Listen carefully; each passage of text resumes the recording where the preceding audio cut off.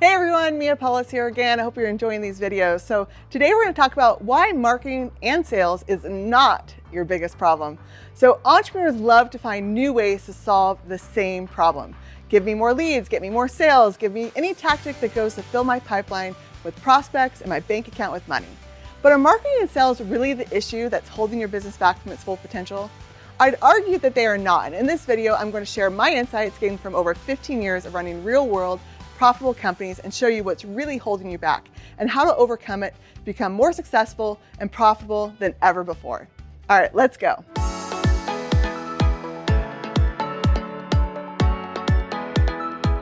Okay, so a good chunk of entrepreneurs that come to work with me usually say, I need marketing. So no matter what their real problem is, they think marketing and sales will just solve all their problems. But marketing and sales is a really broad topic. And I think when we put it in a very broad sense like that, we lose sight of the underlying core of what's really going on in our company and what's really important. So let me actually just tell you my story a little bit to kind of put this into perspective. So before I knew about the importance of the different phases of business, I know in the Silicon Valley world, they are hyper focused on startups. So there's a lot of data behind that. But from my world, I kind of came from the accounting world.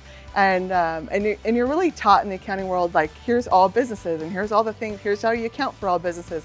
And so in a way, it kind of messed up my brain of not realizing there's different phases of business that you go through. So for me, when I was really a startup company, I acted like I was a growth company. And I think honestly, that set me back probably a decade. And so if anything, from watching these videos, hopefully you can learn from my mistakes and some of the things that I did wrong. So in these videos, you're going to hear me talk about a lot of the different phases of business, and we're just going to keep hitting it home and going deeper into some of the different concepts.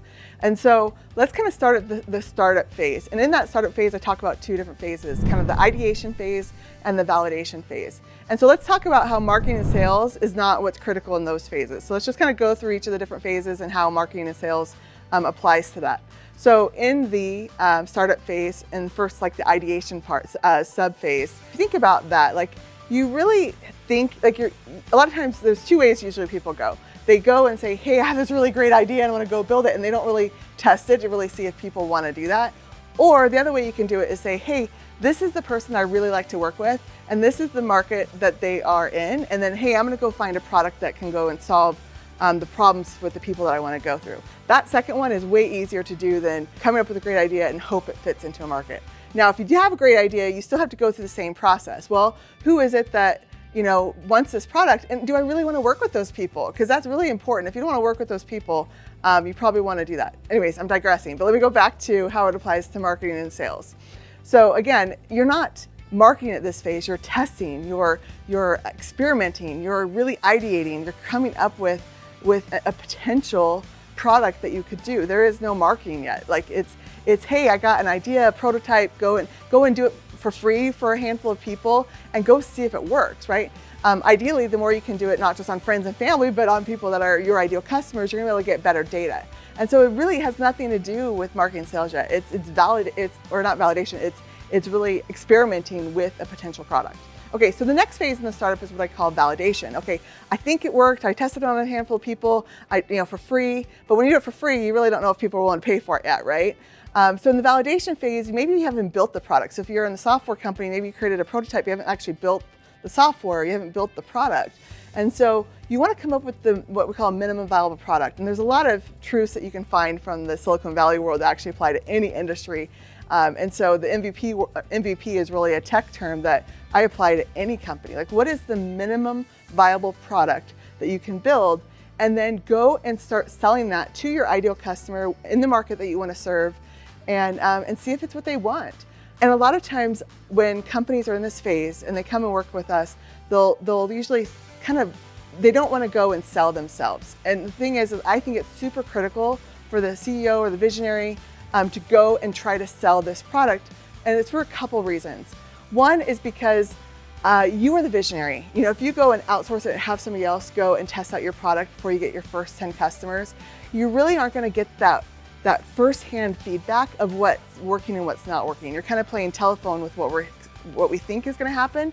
So it's so critical that you intrinsically feel the pros and cons of your product, because a lot of times entrepreneurs, again, we think our product's the best, but if you go and try to sell it, you're going to get firsthand knowledge of maybe your product isn't so great, or maybe it's awesome and it's time to go and create the systems and the processes to go ahead and scale it. And so that's one of the big things that we run into when people are in that validation phase. And the other thing is that people want to deflect ownership. And so they think, hey, I'm ready to market and grow my product, but like you haven't even validated your product yet. You maybe sold it to a handful of people that you knew or your family, but that's not validation. And so it's really important, again, to validate your product before you start marketing and doing sales. And you might argue, well, isn't that sales, isn't that marketing? Well, again, if we just look at the overarching, I need marketing or I need sales, it doesn't allow us to be honest with ourselves and what's really important and what we need to really focus on in our company. Okay, so the next phase is the growth phase. And in this phase, I break it down into two segments. The first one is the pre-scale phase, and the next one is the scale phase. In the pre-scale phase, yeah, you're doing launches and you kind of are figuring out your growth strategy. So again, I like to even get more descriptive than I need marketing. No, you need to do some launches and start building your email list and start building a community of people that want your product, figuring out what your growth strategy is in that phase. And then also while you're doing that, you need to start building out teams and systems and because really not until you have kind of both of those dialed in to a degree, a good enough dialed in, not forever, but a good enough dialed in, then you can go and start scaling and then start putting better systems and automations in place. So while this is in the phases where marketing is getting more important, but again, we get a lot of clients in that pre-scale phase, and again, they come in saying, hey, I need marketing and sales. But what happens is, again, if you've watched some of my other videos, sometimes I talk about entrepreneurs being liars to ourselves, right? We're lying to ourselves a lot of times. So in that pre-scale phase, what happens is they say they need marketing and sales, but maybe they haven't even done the foundational elements of their company yet. They validated their product, but maybe they skipped over, hey, I don't know why I'm in business or what I stand for, like what my values are, or what's the vision for the future, have a clear identifiable foundation, those foundational elements that I think are super critical to build a culture and employees that want to stay with you and work with you. Those are all super important elements that sometimes get bypassed. So they're technically in the pre-scale phase, but they skipped over steps in the other two. So before you should start marketing and doing sales, again, go back and figure out, well, what did I skip over? Because it's so much harder once you grow. The risks are bigger because you're growing faster. You don't have as much time to go and do those foundational elements. You're bigger. I mean, there's more risk. You have more employees, more people to take care of, more customers to take care of. So those are all really important things to, I think, are even more important than marketing and sales. And this is hard for me to say because I have this saying this quote that I love, where marketing's the core of all businesses, and all the other departments in business are just appendages to marketing to support it. And well, that's true, because if you don't get customers in, you don't have a growing business. But again, there's a deeper layer of marketing and sales that I think is important to understand. So that's really where I'm going with this. Okay, so before I talk about how marketing and sales ties to the evergreen phase, if you like these videos, go ahead and like and subscribe. And in the comments, I would love to know what phase you're in, and maybe before watching this video, what phase you thought you were in. So go ahead in the comments. I just love data. I love knowing kind of who's watching and where you're, what stage of business you're at. So I would love to have you go ahead and let me know in the comments. Okay, so now let's talk about how marketing and sales ties to the evergreen stage. And so if you think about what we talked about in the other phases, like when you're in evergreen, you're at a different stage. You have a core product, it's successful, it's profitable, you have systems, you're starting to build automations, and it's working, right? But the thing is like when you have early adopters in your company, they're much more likely to be forgiving of your product. They're excited about it, like to try new things, and they're willing for things to break and see how to give good feedback. And then in the growth phase, you probably started to get more of your, the big part of the bell curve where the majority of your customers are at. And so now, after a while though, you kind of have to start coming up with new ideas or new growth strategies. Like you start to burn out some of those channels. And so you have to come up with either new channels of growth, or maybe product expansion, or coming up with new ideas and innovating. And that is something that I see a lot of companies forget to do. To me, innovation is one of the most critical things, especially in the startup phase and the evergreen phase. And a lot of times it's really easy to get comfortable. I know, like for me, we still have a really large client that makes us sometimes get really comfortable. But again, all of our eggs in one basket with this client if we didn't scale into other areas. And so it's really important in the evergreen phase to innovate. And so for me, marketing, it's less about marketing and sales, and it's more about innovation, which is really, in a way, kind of what it is, right? Innovation to me is, how do you best serve your customers? How do you solve their problems, the best way you possibly can, and come up with new ideas or things that support your product, or a different offer that goes with it. Like, there's so many ways. I follow Russell Brunson in the ClickFunnels community, and it's crazy for me. I love watching all of his different offers and all of his different angles that he's going to attack the same product.